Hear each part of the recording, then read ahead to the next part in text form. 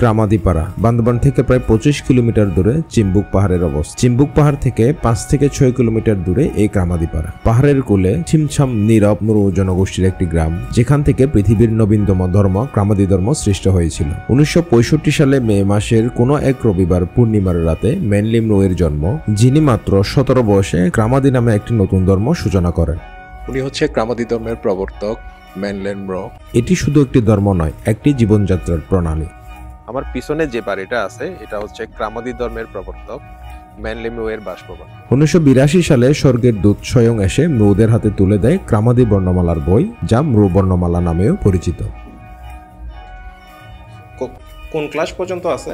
শিশু থেকে ক্লাস 3 পর্যন্ত। আজ ক্রামাদি ধর্ম এই পাহাড়ি অঞ্চলে সীমাবদ্ধ নয়, বরং পার্শ্ববর্তী দেশ ভারত ও মিয়ানমারেও এটি পরিচিতি লাভ করেছে। ভারত ও মিয়ানমারের পাহাড়ি এলাকা, গ্রাম্য জীবন ও মৃ ধর্মের অনুরাগীরা ক্রামাদি ধর্ম অনুসরণ করে থাকে। এটা হচ্ছে ক্রামা ধর্মের পবিত্র স্থান, যেটাকে ক্রামাদি মেনলের মৃ ভাষার স্মৃতিচিহ্নমূলক স্থান হিসেবে অভিহিত করা হয়।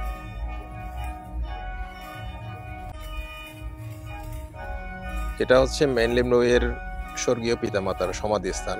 মেনলিম রো ক্রামাদি ধর্মের সূচনার পর থেকে বিভিন্ন এলাকাতে গিয়ে ধর্ম প্রচার করতে থাকে, যা জনগণের অর্থাৎ মৃ জনগণের বিশ্বাসের শক্তি দিন দিন বেড়ে চলেছে। এক নতুন ধর্মের সূচনা যা সারা বিশ্বের নতুন আলো এনে দিয়েছে।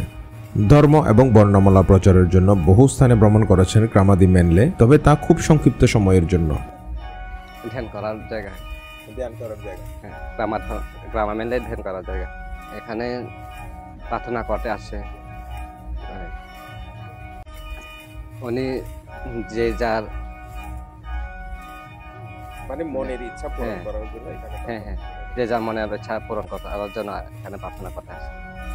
এটা হচ্ছে মেনলিম রোয়ের ধ্যান করার জায়গা। যারা ক্রামাদি ধর্মে বিশ্বাসী এরা এখানে এসে প্রার্থনা করে। 1984 সালের জুন মাসের আরো কঠোর ধ্যানের নিমিত্তে নিরুদ্দেশ জীবন বেছে নেন তিনি। বিশ্বাসের মতে একদিন পৃথিবীতে নতুন ধর্ম নিয়ে মেনলিম রো আবির্ভূত হবেন তাদের কাছে।